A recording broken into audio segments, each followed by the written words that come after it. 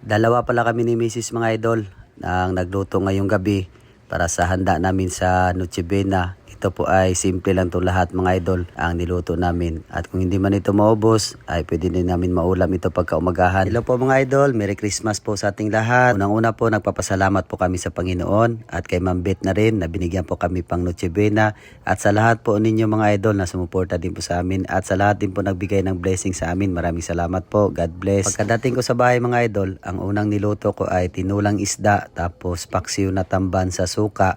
Kasi nga po mga idol ay whole day talaga yung trabaho namin sa araw ng Pasko. At si Mrs. ay unang luto ay piniritong manok, kalahating kilo. Tapos nag-spaghetti na din siya mga idol. Kaso nga po walang condense at nalabas tayo bumili. Sakto naman po may nangangaroling sa amin at binigyan din natin ng blessing mga idol para masaya sila. At yung mga anak ko ay nag-enjoy din sa loob ng bahay. Kumakanta po sila mga idol. Dahil nga po iniwan pa ng mama na Mrs. ko yung speaker nila sa January pa kunin. At ngayon magsayahan muna kami mga idol sa araw ng Pasko at New Year. Ma'am Victoria Baros, maraming salamat po sa napakalaking biyaya na binigay nyo sa amin. God bless. At kay Ma'am Casey Malinaw from Sorsogon, shout out po. Salamat sa panonood kay Ma'am Lynn Gaborne from Saudi Arabia, Jeddah. Shout out din kay Hadjil Inon from Sabah, Malaysia mga idol. Habang nagluluto tayo ng adobo mga idol, narinig ko po yung kanta ni Mikmik na Nosy. Ay siyempre napasayaw talaga yung papa niya.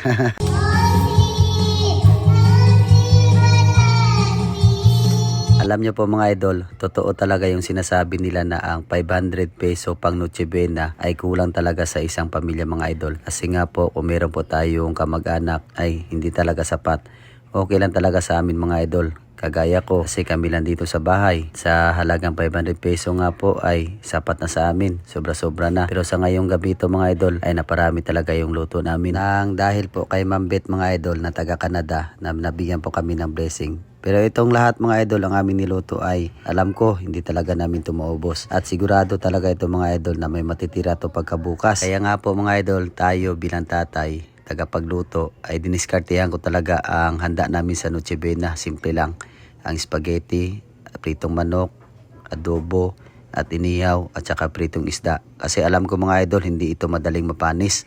Kahit ilang araw po ito at diskartehan natin sa pagluto. Sayang naman kasi mga idol, marami yung handa natin tapos mapanis lang. Kain tayong lahat mga idol, sabayan nyo kami sa aming Noche Buena ngayong gabi.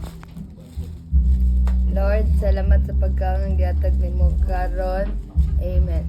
Merry Christmas mga idol. Ito po handa namin ngayon. Simple lang. At ayan mga idol, simple lang yung handa natin para sa Noche Buena. Sana po ay sabayan nyo kami sa aming handa at makapaghapunan po tayong lahat mga idol. At sana po idol ay mabusog po tayong lahat at masaya po tayo sa araw ng Pasko sa mga simpleng handa lang natin para sa ating buong pamilya na pagsasaluhan natin ngayong gabi mga idol. At maraming salamat po sa lahat ng mga OFW at trabador ng Pinas. Merry Christmas po sa ating lahat mga idol.